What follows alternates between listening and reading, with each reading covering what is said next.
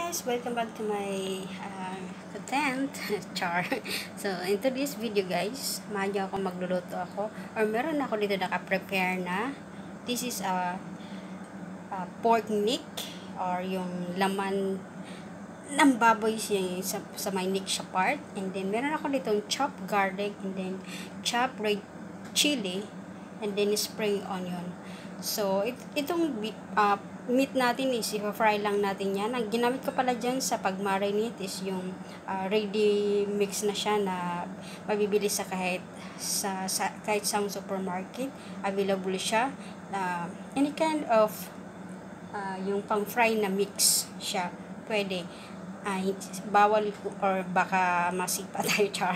Hindi ko nababangkling kung anong klaseng siya. Mixing siya. Nasa sa inyo na yan guys kung anong nais yung halimbawa kung kayo magluto ng pork neck meat, nasa sa inyo na yan kung anong klaseng seasoning ang nais yung ipang marinate dyan. So ako, ang ginamit ko is yung ready mix na siya na ang flavor niya is garlic. So yun, nabibili yun sa supermarket. Ito siya, nakamarinate na yan.